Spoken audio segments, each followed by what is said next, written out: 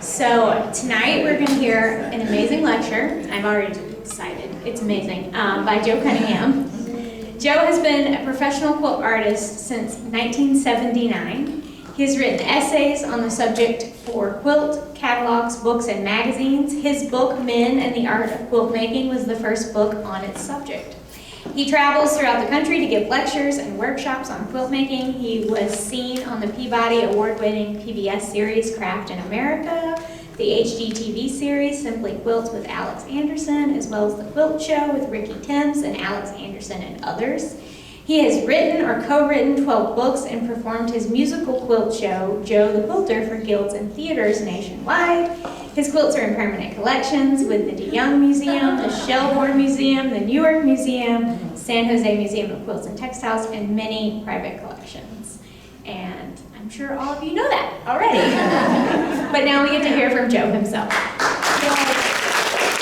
Thanks for inviting me. I really appreciate it. So I wanted to talk today about this subject, postmodern quilt making. In the beginning, there was quilts, 19th century quilts, and we didn't inherit this whole idea. We inherited some techniques from Europe, how to quilt, how to piece, how to applique. But American women came up with this idea that what a quilt was a gift. In Europe, it used to be a commercial thing, but here it was a gift made by a woman, for somebody that she loves. That's like the DNA of the American quilt, right? That's why it's weird for me, especially at times like this, when my wife hears about it and just shakes her head. So let me guess. You were mansplaining quilts to a room full of women.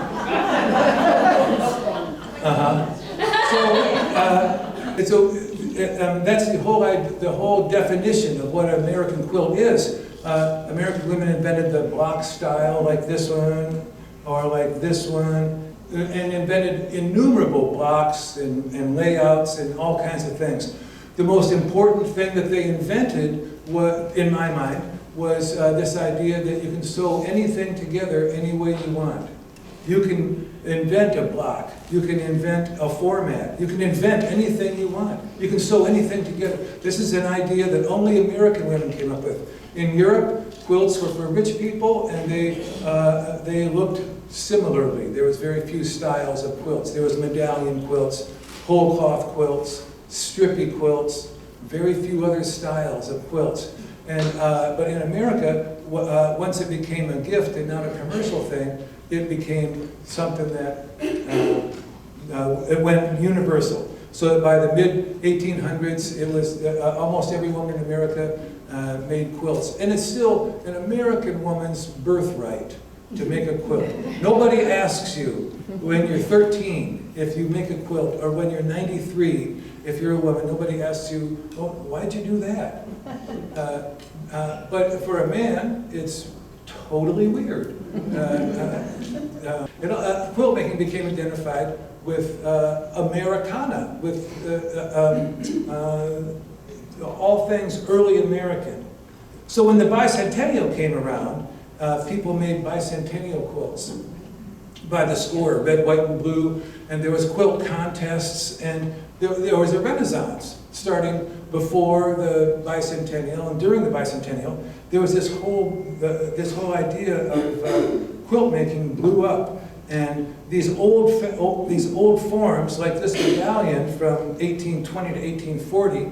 This was sort of an American version of European style quilts. There was all kinds of early quilts were revived. Like this one by Ginny Byers, which won the $27,000 Good Housekeeping Prize around the time of the bicentennial, maybe 77, I forget. But anyway, what? $27,000 for a quilt? You know, it blew people's minds, and it got a lot of attention, and a lot of people started taking up quilt making and forming clubs and what have you.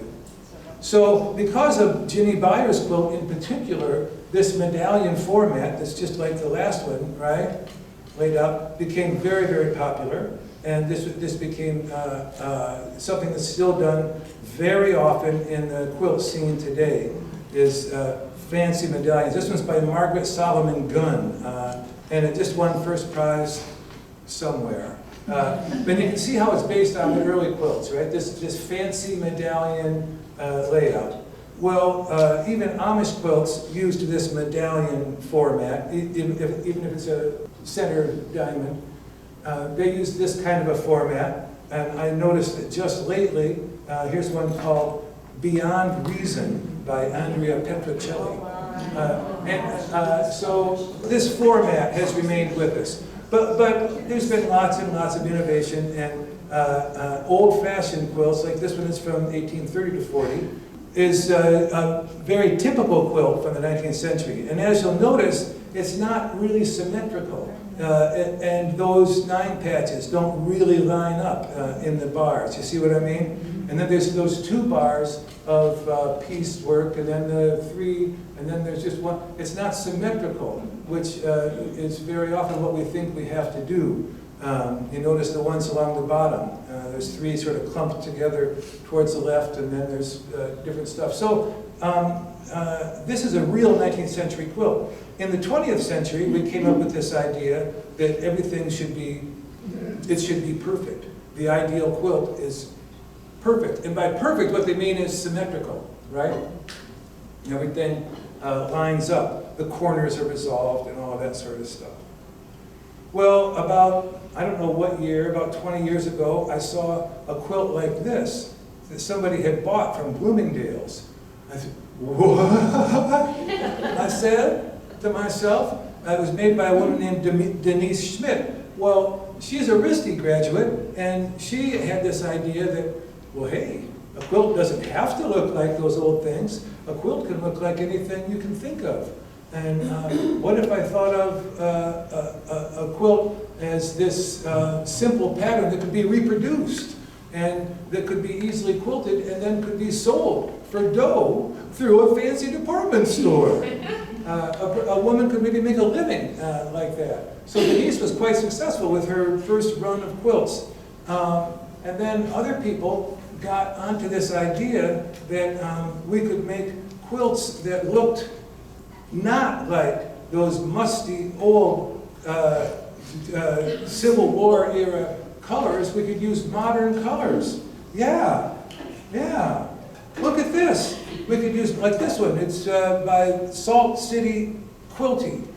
So you get the idea of what this whole notion of a new way of making quilts took off. They don't have to look like the quilts that we I got started in 1979, so I was part of this, I was a late part, but I was a part of this first wave of people that thought that we were going to make quilts like 19th century quilts, right? Well, we don't. We can make quilts like now. What a bold idea. So people seized on this idea that's of mid-century modern. These are some images taken from a Herman Miller website. Herman Miller, you know, the famous office furniture company. The people that were working at that company and others in the late 40s and early 50s did this kind of design, mid-century modern. Well, what do you know? I even found another Herman Miller poster that reminded me of an Irene Roderick quilt, right? Very, very similar on this vacant background.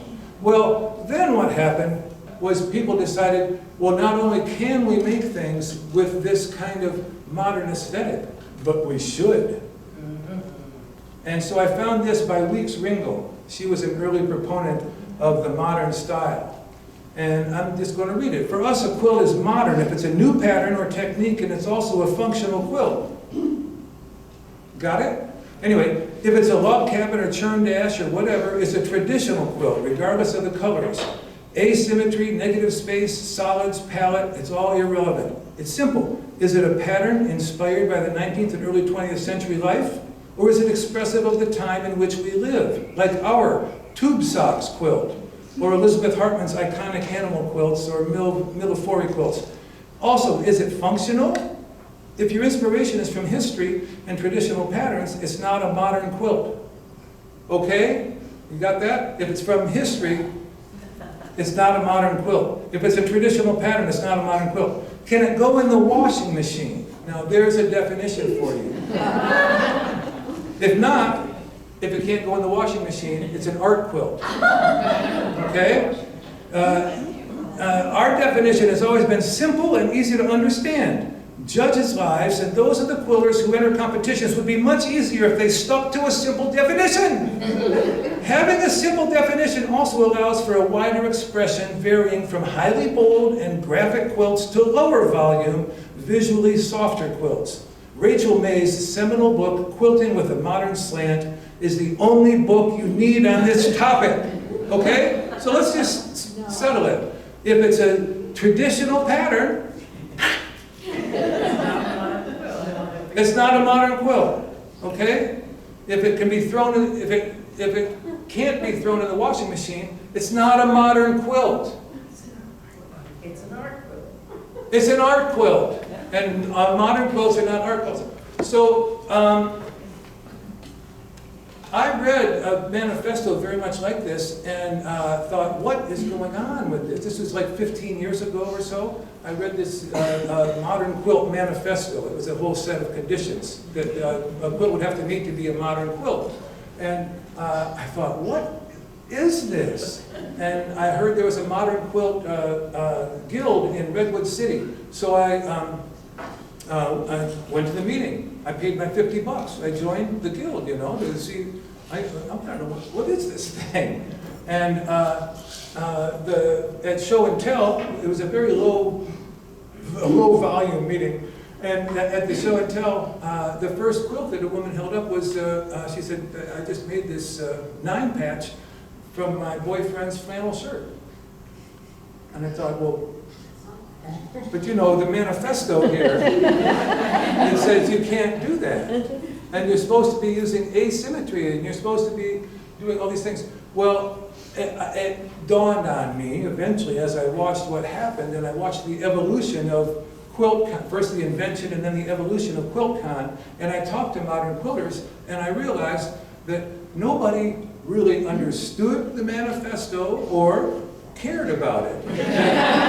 that you have to do certain things, and we all know what they are, solid fabrics, and you have to, it's like, I can't remember the judge's name, Potter Stewart, who when he was doing this, the Supreme Court judge was having to decide about what was pornography or not. And he said, well, he couldn't define it, but I know it when I see it. And it's like that with modern quilts. Well, I know a modern quilt when I see one, right?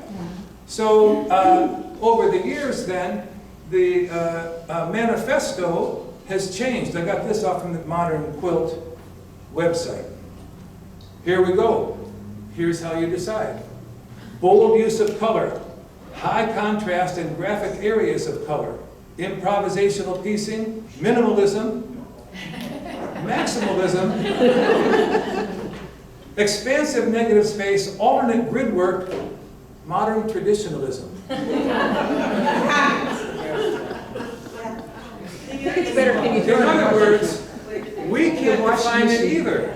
We don't even know what it is. It could be minimalism or maximalism.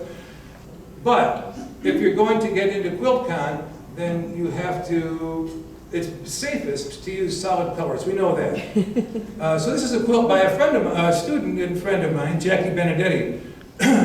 It won a super prize, I don't know, at QuiltCon. I don't remember which one, in 2020, quilted by the famous Rachel Dorr. When I saw this quilt, it reminded me of one that I made with Gwen Marston in 1986. Of course, it's not the same at all, but it's not a modern quilt. No, it is a modern quilt. Because No, it's not a modern quilt because this is a snowball pattern. You know when you make a square and you put little black triangles at each corner of the square and then you put the squares together and it forms the little thing? That's called a snowball pattern. So it's not a modern quilt. What's that? It's got a lot of negative space. It does have a lot of negative space, but it does. Is it either? I guess it's minimalism. Here's another one that Gwen and I made in 1989. I designed this one. It's called columns. I've also called it decline and fall at different times. This one is also not a modern quilt because it's based on an Amish bars quilt, right? It's Amish solid colors, and this was 1989, well, way before I knew that solid colors indicated something. I always like to use a lot of solid colors. Here's another one that I designed. This one I included just for some of my students had asked if I have ever used fabric, or if I ever use fabric that I don't like. This one, I decided to use all fabrics I didn't like. I went to my shelf, and everything that I didn't like, I took off, and I cut them up into triangles. And this is what I learned, that if you put enough white space around it, then it doesn't matter, you like it. Okay, here's an improvised one, an improvised pattern by Mary Lee Bendoff, because that's the other thing that happened around 2000. Was the Gee's Bend revolution, right? The Gee's Bend quilts busted onto the scene, and all of us old-time quilters that had been trying to make everything perfect, like the one way back there, make everything lined up and perfect, we're like, what? You can do what? No, but what about all those workshops I do? You mean you can just improvise? So that was a big switch in life because all of the quilters that had taken up quilting in the 70s, 80s, and 90s, early 90s, our whole idea was structure. It was all about the structure of the quilt, technique, and the structure, how you design the quilt. And it was all about the structure. Once Gee's Bend quilts grew up and became accepted, then the fundamental idea was completely different. It was freedom. So people that have started since 2000 have an entirely different context for quilts than mine. They represent, instead of representing structure like they did for me, they represent freedom, that you can do anything you want. What a great idea. So I've been to Gee's Bend a few times, I have friends there. This is once when I visited Mary Lee Bendoff, one of my favorite, one of the greatest quilters of all time. Here you go, but I'm not sure this is modern. I'm not sure.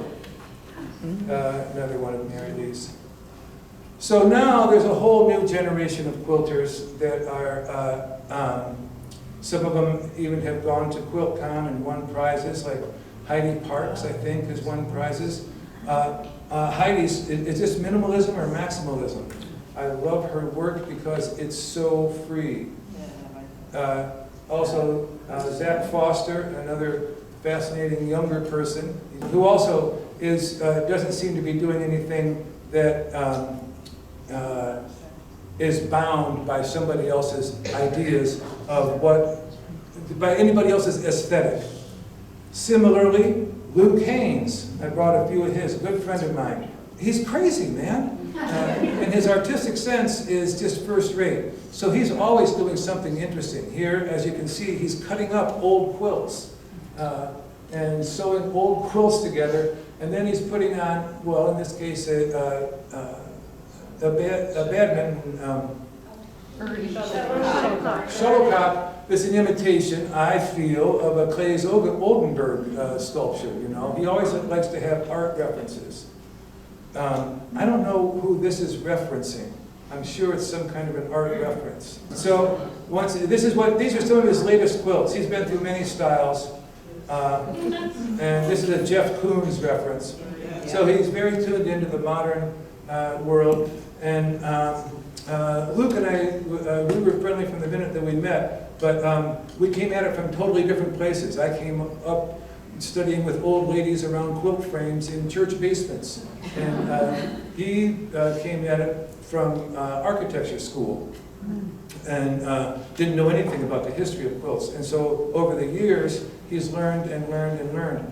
And one of my favorite developments here is the quilts that he makes for with his wife, Nicole Leff, as their affirmation quilts. And then they put them out into the world, and anybody who finds them can have them.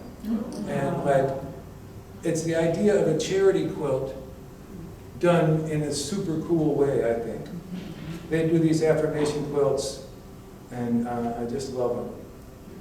So I myself, when I started working by myself in the 90s, I made this quilt in imitation of early medallion styles, right? It's kind of funky. This one's in the New York Museum now. And then I decided to go minimalism. Look at that. It could be a modern quilt. We can put this in the sewing machine. This one's called Straight Man.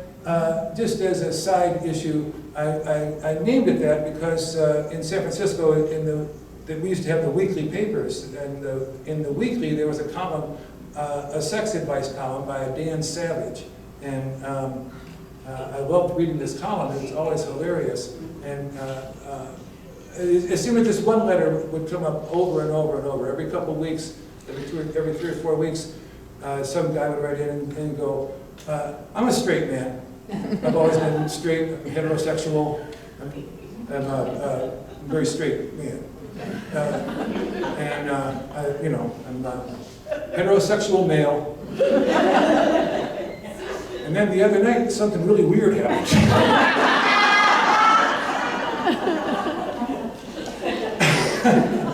And so with these lines being, sort of straight, that's what I could call this one.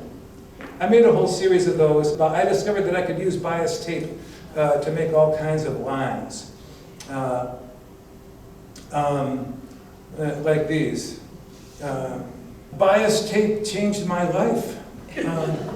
And so here's one from 2010, just before the explosion of QuiltCon on the scene. But it fits the idea of a modern quilt, doesn't it? Sort of. Maybe. Who knows? It's got some expansive use of negative space.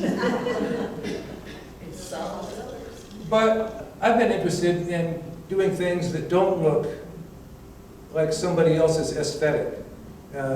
This one I made when I found out that Cerberus, the three-headed dog, guardian of the underworld, sometimes is only a one-headed dog. He's just a dog. And I found out that I ran across this idea one time that his constellation, the Cerberus constellation, doesn't exist anymore. It's been subsumed into the Hercules constellation. Now hold on. I always thought, that's kind of permanent. Look what happened to Pluto. Yeah, exactly. And also at this time in San Francisco, I had been meeting a lot of, because of my wife who is involved in the music scene there, I've been meeting a lot of my musical heroes, people that were real famous in the 60s and 70s, and they reminded me a little bit of Cerberus, Here's one that I made in 2015 after the revolution in Ukraine, when they threw their last puppet government out and had their first democratically elected government. I called this the sleeping protesters of Kiev, the way I used to say it. Of Kiev, I was so moved I made him a blanket. That's what I did. I see this one right here. This image is a close-up of the sleeping protesters. And you can see I programmed with my computerized quilting machine these images of these sleeping protesters. And they're surrounded by all this rubble that they built barricades around Maidan Square, the central part of Kyiv, to keep the government forces out. And then when the government forces attacked, they set their own barricades on fire. That the barricades they're inside of. it blew my mind, their bravery and courage. And so every day I would go to work and find whatever images I found of I would just Google barricades Kyiv, and this is what came up. There's all kinds of stuff. I was supposed to have a show in Kyiv in 2020, and it got postponed for some reason. And then in 2021, it got postponed again, and that was supposed to happen in June of 2022. And then the darn war started.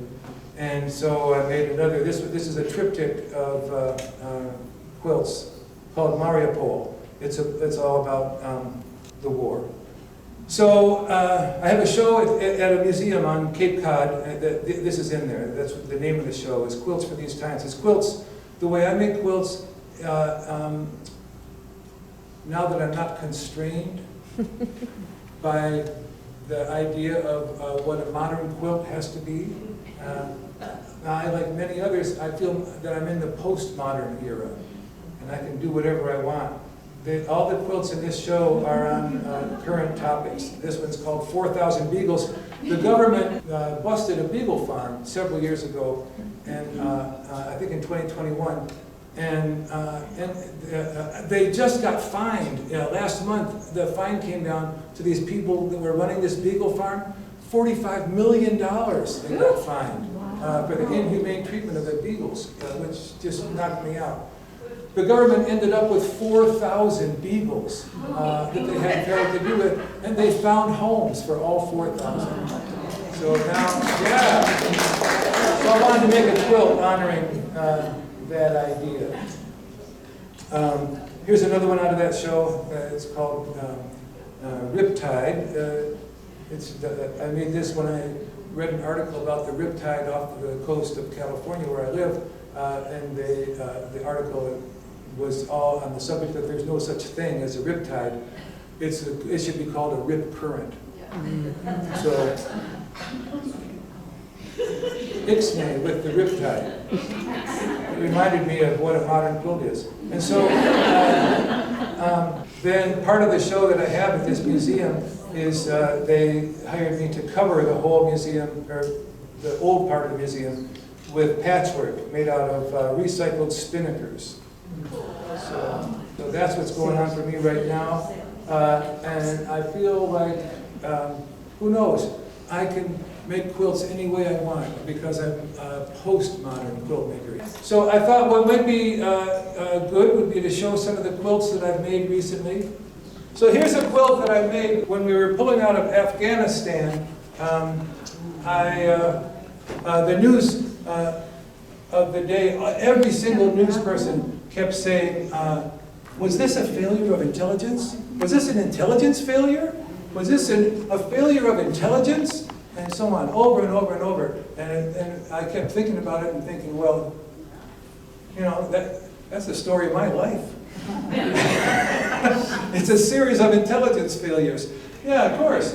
So that's the name of this quilt, Intelligence Failure. So this is something that we worked on in my class this week, is I pick a theme for a quilt, and then I start cutting and sewing, and I don't know what it's going to look like. And then I find out what it looks like by making it. This one turned out to be a picture of my wife, and I get a kick out of the idea that quilters, we're so desperate to be taken as artists. This one is called Iphigenia and Aulis.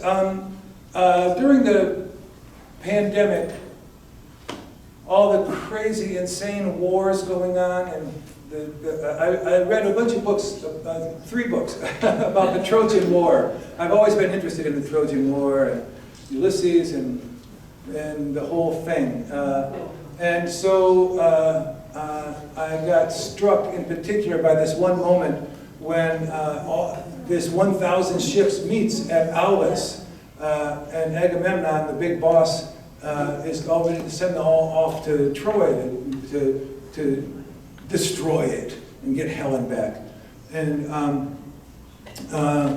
everybody's all ready to go to war. All these guys, you know, 1,000 ships full of soldiers, they're all ready to go. And what happens? The wind dies down. It won't go. Well, a week goes by, 2 weeks, weeks go by, a month goes by. And Agamemnon, and everybody's getting like, we're ready to go, what's going on here? And the wind won't blow and the ships can't sail. And Agamemnon asks his seer to look into this, and the seer comes back and says, no, okay, I found out what happened. Remember that stag that you killed on the way here? Well, that was Diana's favorite stag. Oh, she's And pissed off. she's pissed off. And she's not going to let the wind blow until she gets a sacrifice. Like what kind of sacrifice? Oh, like your daughter. And so, well, you do what you got to do, you know, when you're ready to go to war. So he sends word to his wife, Clytemnestra, to bring their daughter, Iphigenia, to Aulis, because he wants to marry her to Achilles, the most famous warrior. So Clytemnestra brings Iphigenia to be married to Achilles, and her dad, Agamemnon, gets her up on the altar and then slits her throat. And it was such a perfect metaphor to me for how every modern war works. You know, some man gets his pride wounded and will stop at nothing, will sacrifice all the young people, not themselves. They'll sacrifice as many young people and their own young people as it takes. It was so infuriating to read this and to think about it's still going on, you know? So the quilting on this one is 1,000 ships. Oh my. Greek triremes, you know, warships.